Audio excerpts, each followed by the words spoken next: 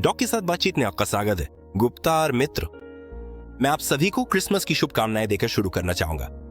लेकिन इस साल भारत में क्रिसमस के चारों ओर फैली गहरी बेचैनी को नजरअंदाज करना मुश्किल है। एक परेशान करने वाली दोहरी स्थिति जो हमें कुछ असहज सवाल पूछने के लिए मजबूर करती है, क्योंकि क्रिसमस शांति, सद्भावना, शांति और मेलजोल और शांतिपूर्ण उत्सव का समय माना जाता है। फिर भी इस साल कई भारतीयों के लिए यह डर का मौसम बन गया। कई राज्यों में देश की ईसाई अल्पसंख्यक पर डराने धमकाने, तोड़फोड़ और लक्षित व्यवधान की घटनाओं की रिपोर्ट सामने आई। जो पल उत्सव का होना चाहिए था वो टकराव का केंद्र बन गया। तो आज आइए समझते हैं कि आखिर हुआ क्या क्या, और उससे भी ज्यादा जरूरी क्यों हुआ। असल में हुआ क्या था? ये सिर्फ कुछ अलग थलग घटनाएं नहीं थी। कई नागरिक समाज समूहों और मीडिया रिपोर्ट्स ने देश भर में व्यवधान के एक पैटर्न को दर्ज किया। कुछ जगहों पर यह सार्वजनिक और प्रतीकात्मक। शॉपिंग क्षेत्रों में क्रिसमस की सजावटें फाड़ दी गईं। बाजारों में सांता की टोपी पहनने वाले लोगों को परेशान किया गया। कुछ मामलों में यह और भी ज्यादा लक्षित था। स्कूलों के क्रिसमस कार्यक्रमों में जबरन घुसपैठ की गई, सजावटों को जला दिया गया। यहां तक कि दृष्टिहीन छात्रों के लिए आयोजित एक चैरिटी लंच पर भी हमला किया गया। एक पल के लिए इस बात को महसूस कीजिए, ये कोई राजनीतिक रैलियां नहीं थी। ये सरकार की इमारतों के बाहर कोई विरोध प्रदर्शन भी नहीं थे। ये सामुदायिक कार्यक्रम थे। इसमें कौन शामिल था? और इसका औचित्य भी कह रहा, दक्षिणपंथी हिंदू राष्ट्रीय संगठनों से जुड़े समूह, जिनमें विश्व हिंदू परिषद और बजरंग दल शामिल हैं, ने इन घटनाओं की जिम्मेदारी ली। उनका औचित्य हमेशा एक जैसा और सीधा था। उनका तर्क था कि क्रिसमस के जश्न का इस्तेमाल ईसाई मिशनरियों द्वारा जबरन धर्मांतरण के लिए किया जा रहा है। एक टेलीविजन बहस में एक प्रवक्ता ने और भी आगे बढ़ते हुए कहा कि अगर अपने धर्म की रक्षा करना उन्हें आतंकवादी बनाता है तो वो ये ठप्पा स्वीकार करने को तैयार है। ये एक चौंकाने वाला बयान है और इसकी गहराई से जांच होनी चाहिए। क्या तथ्य सामूहिक धर्मांतरण के दावे का समर्थन करते? यहीं पर आंकड़ों का महत्व है। भारत की आधिकारिक जनगणना दिखाती है कि पिछले 70 वर्षों से ईसाई आबादी उल्लेखनीय रूप से स्थिर रही है, जो कुल आबादी का लगभग 2.3% है। अगर सच में बड़े पैमाने पर धर्मांतरण हो रहे होते तो ये आंकड़े उसमें झलकते।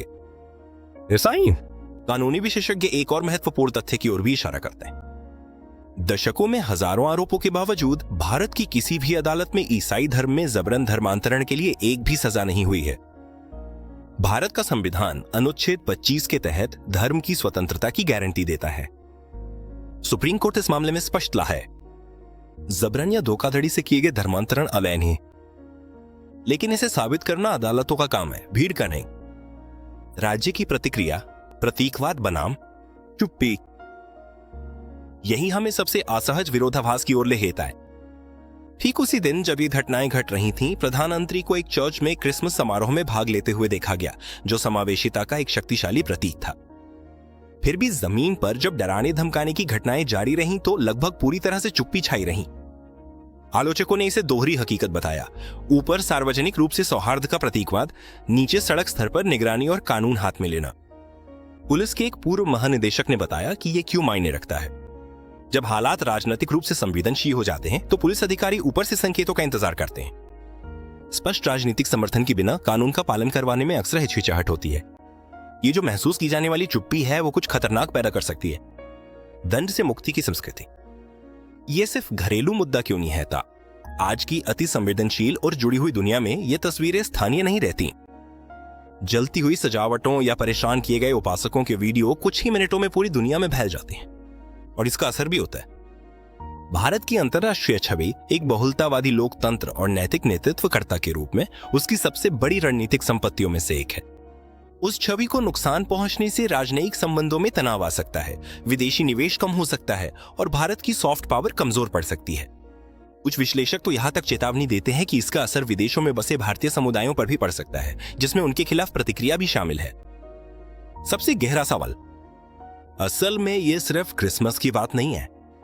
ये संवैधानिक आदर्शों और वास्तविक जीवन के बीच, कानून के शासन और सड़क पर मिलने वाले न्याय के बीच, प्रतीकात्मक समावेश और असली सुरक्षा के बीच के अंतर की बात है। तो इस क्रिसमस पे भारत में दो हकीकतें एक साथ सामने आईं।